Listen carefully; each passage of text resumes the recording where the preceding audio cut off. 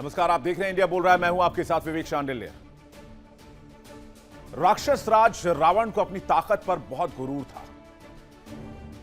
उसने तीनों लोकों को जीत लिया था और उसकी ताकत का सामना इस ब्रह्मांड में कोई नहीं कर सकता था। लेकिन ताकत की मद में रावण इतना चूर हो गया कि वो घमंड ले बैठा और उसी घमंड ने रावण के अंत की कहानी लिखी। अब आप सोचेंगे कि इस कहानी का इस जंग से क्या लेना देना, तो आज मैं आपको बताऊंगा मिडिल ईस्ट की जंग को 60 दिन हो चुके हैं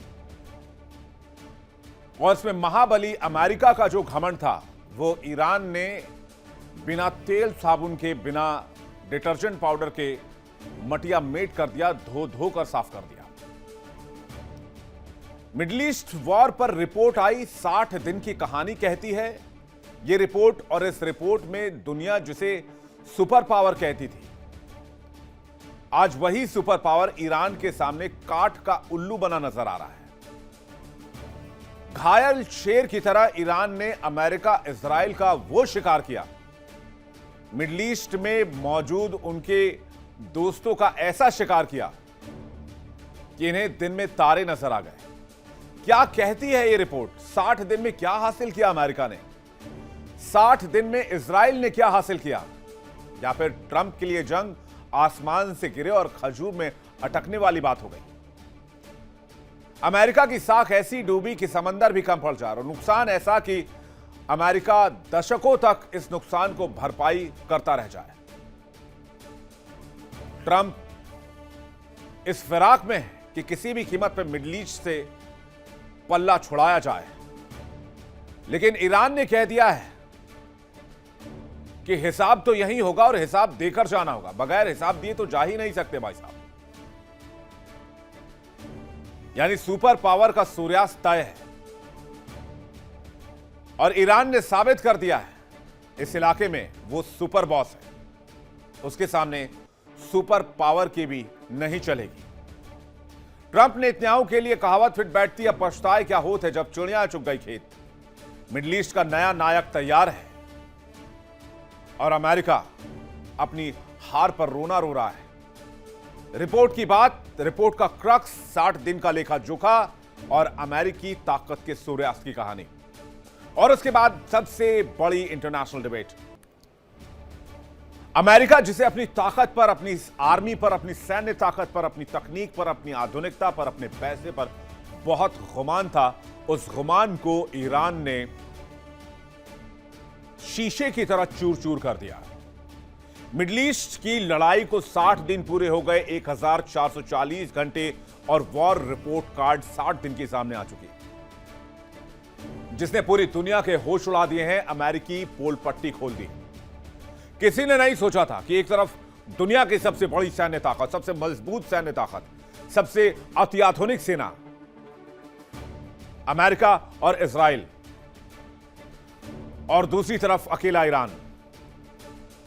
और आज 60वें दिन नतीजा सबके सामने है। ईरान हीरो है और अमेरिका इस जंग में अभी तक जीरो साबित हुआ है।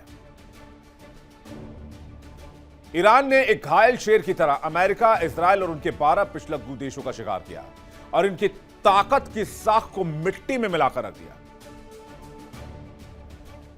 अमेरिका, इजराइल को जो आर्थिक और कूटनीतिक चोट पहुंचाई, उसकी भरपाई में दशकों लग जाएंगे।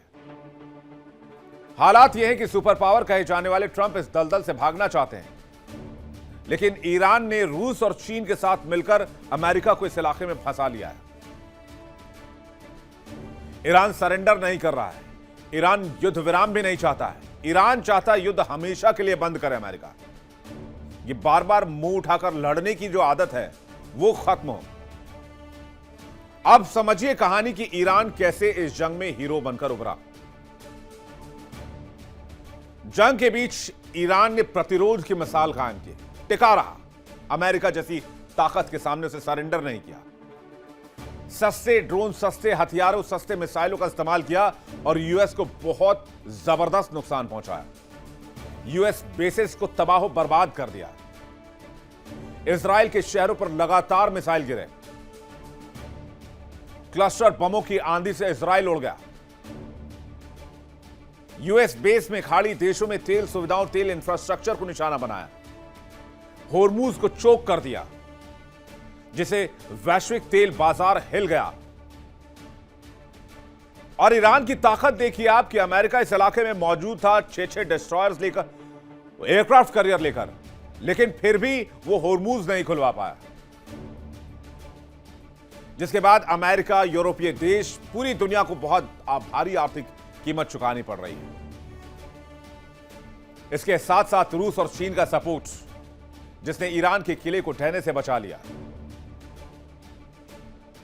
और मिडिल ईस्ट में, मुस्लिम वर्ल्ड में, ग्लोबल साउथ में, विकासशील देशों में ईरान नायक की तरह बनकर उभरा। ईरान अब यूएस, इजराइल के साम्राज्यवाद के खिलाफ लड़ने वाला नायक बन चुका है, जो बुराई के खिलाफ आवाज उठाता है। ईरान की वो इमेज बनी।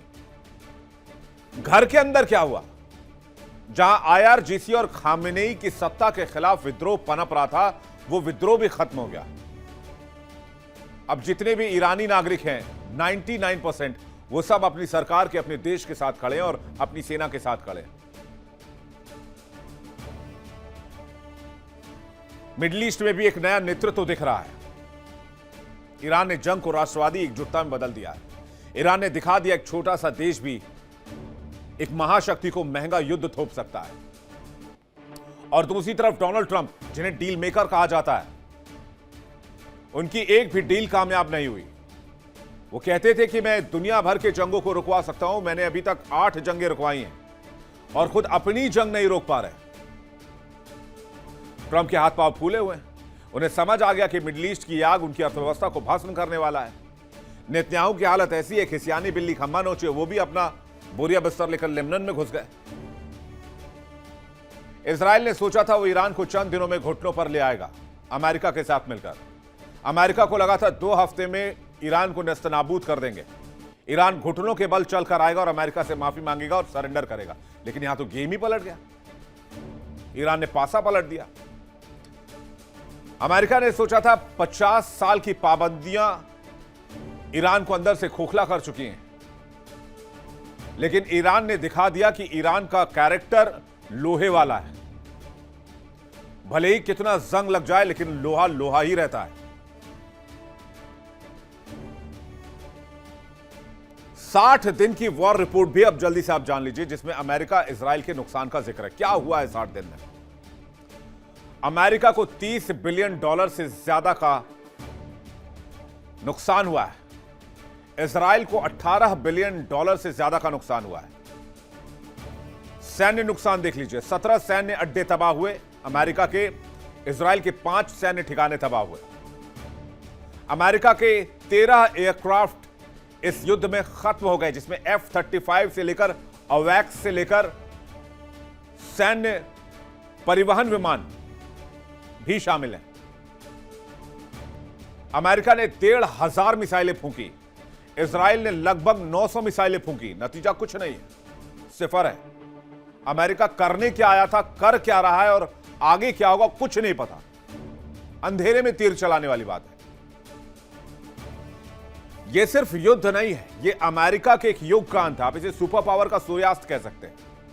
अमेरिका की वो धौंस, वो दादागिरी, वो चौधराहट मिडिल ईस्ट की रेत में दफन हो रही है। और इसी रेत से एक नायक का उदय होता है, जिसका नाम ईरान है। क्योंकि इस युद्ध ने ईरान को वो ताकत दी जो पिछले 40 सालों में नहीं मिली थी। आज यूएई ने ओपेक से निकलने की बात कह दी। मिडिल ईस्ट अपना एक नया कैरेक्टर ढूंढ रहा है। अमेरिका के ऊपर कोई भरोसा नहीं करना चाहता है। नेटो ने अमेरिका से, यूरोपीय देशों ने अमेरिका से दूरी बना ली। मिडिल ईस्ट अमेरिका से दूर होता जा रहा है। चीन, रशिया पहले अमेरिका के विरोध में खड़े हैं। हिंदुस्तान का भी मोह भंग हुआ है अमेरिका से, खास करके डोनाल्ड ट्रंप के आने के बाद। और ईरान ने यह भी बता दिया कि अगर परमाणु बम ना भी हो तो फिर भी महाशक्तियों को धूल चटाया जा सकता है। अपनी कूटनीति का, अपनी रणनीति का बेहतरीन इस्तेमाल ईरान ने किया। ईरान ने सुपर पावर का सूर्यास्त मिडिल ईस्ट जंग में कैसे किया और इस जंग से ईरान को क्या फायदा हुआ, यह भी जानिए। युद्ध से पहले होर्मुज स्ट्रेट को ईरान नियंत्रित नहीं करता था। युद्ध के बाद होर्मुज स्ट्रेट को ईरान ने कंट्रोल कर लिया और टोल भी वसूल रहा है। युद्ध से पहले गल्फ ऑफ ओमान में कोई रोक टोक नहीं था। युद्ध के बाद गल्फ ऑफ ओमान में अमेरिका खुद ब्लॉकेड लगा के बैठा हुआ है। बेशक इसकी वजह से अमेरिका भी ब्लीड कर रहा है, यूरोपियन कंट्री भी ब्लीड कर रहे हैं, लेकिन अमेरिका फिर भी बैठा हुआ है। धनी मुल्क है, पैसे वाला मुल्क है, $40 ट्रिलियन दुनिया भर से कर्ज लेकर बैठा हुआ है, तो कर्ज के लेकर थोड़ा और घी पी लेंगे। युद्ध से पहले ईरान के तेल पर सैंक्शन था, युद्ध के बाद ईरानी तेल पर कोई सैंक्शन नहीं है। युद्ध से पहले ईरान परमाणु हथियार नहीं बना रहा था, लेकिन युद्ध के बाद ईरान ने कसम खाई है वो परमाणु हथियार बनाकर रहेगा। युद्ध से पहले खाड़ी में अमेरिकी ठिकाने सुरक्षित थे, एक एसेट की तरह देखे जाते थे। युद्ध के बाद ईरानी हमले से यूएस के ठिकाने अब यूएस के लिए बोझ बन चुके हैं, और मिडिल ईस्ट के लिए वाइस वर्सा है। मिडिल ईस्ट के देश भी, जितने भी मिडिल ईस्ट के देश हैं, उनके लिए भी यूएस के ठिकाने बोझ बन चुके हैं। वो भी हाथ जोड़ रहे कि भाई साहब माफ कर दीजिए। युद्ध से पहले क्वाड और नेटो सहयोगी, युद्ध के बाद क्वाड और नेटो से अनबन है। युद्ध से पहले दुनिया भर में महंगाई घट रही थी, युद्ध के बाद दुनिया भर में महंगाई से लोग परेशान हो गए। 60 दिन की वॉर रिपोर्ट कार्ड बताती है कि ताकत सिर्फ हथियारों में नहीं होती, हौसलों में भी होती है। अमेरिका का सूरज ढल रहा है। ईरान ने बता दिया कि ताकत ना भी हो, तकनीक ना भी हो, लेकिन हौसला और जज्बा हो तो किसी से भी लोहा लिया जा सकता है। ट्रंप बार बार ये कहते रहे हम जंग जीत चुके हैं, जंग जीत चुके हैं, और बार बार झूठा पासा फेंकते रहे। लेकिन दुनिया जानती है कि इस जंग में असली विजेता कौन है, और अब आगे सीज फायर बढ़ाने को लेकर बातचीत है। बातचीत करने के लिए मेहमानों का एक बड़ा पैनल हमारे साथ जुड़ रहा है। मेजर जनरल अनुज माथुर हमारे साथ जुड़ रहे हैं, रक्षा विशेषज्ञ ग्रुप कैप्टन यूके देवनाथ हमारे साथ जुड़ रहे हैं, विंग कमांडर आशीष सहाय हमारे साथ जुड़ रहे हैं, संजय श्रीवास्तव हमारे साथ जुड़ रहे हैं, विदेश मामलों के जानकार। आप सभी मेहमानों का बहुत स्वागत है। पहला सवाल मैं मेजर जनरल अनुज माथुर जी से करना चाहूंगा, लेकिन उससे पहले एक बड़ी खबर, ब्रेकिंग न्यूज दर्शकों को बता दें। बड़ी खबर यह आ रही है कि यूएई ने ओपेक छोड़ने का फैसला कर दिया है। बड़े तेल उत्पादक देशों का समूह है ओपेक, लेकिन यूएई ने फैसला कर लिया है कि वो ओपेक छोड़ रहा है, अब ओपेक का हिस्सा नहीं रहेगा यूएई। ये इस वक्त की बड़ी खबर आ रही है। आगे बढ़ते हैं, चलते हैं गेस्ट पैनल के पास। सबसे पहला सवाल मेजर जनरल अनुज माथुर जी से। 60 दिन की लड़ाई में ईरान ने काफी कुछ साबित कर दिया है, और अमेरिका को अभी बहुत कुछ साबित करना बाकी है। अमेरिका के अचीवमेंट्स जीरो नजर आते हैं। जय हिंद विवेक।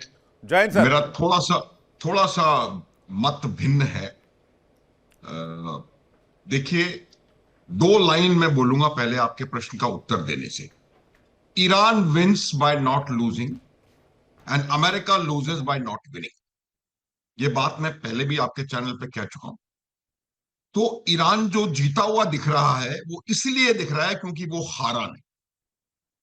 जो आपने स्टैटिस्टिक्स दी, मैं बहुत बढ़िया स्टैटिस्टिक्स है, लेकिन मैं अभी आपको 2-4 चीजें और बताना चाहूंगा कि ईरान को क्या नुकसान हुआ है। अमेरिका के आपने बता दिया, क्या 13 एयरक्राफ्ट गिर गए, जिसमें से 5-6 अपने एक्सीडेंट से गिरे हैं। अमेरिका ने 30,000 एयर स्ट्राइक्स अमेरिका और इजराइल ने मिलाकर के करी हैं, उसका कौन जवाब है? ईरान की नेवी का क्या प्रतिशत बचा हुआ है?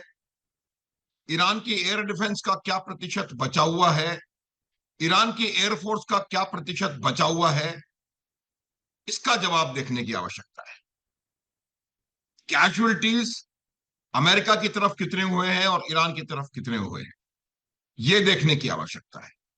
इजराइल ने 14,000 सॉर्टीज लगाई हैं। देवनाथ सर बैठे हैं यहां, बहुत अच्छे से आप बताएंगे।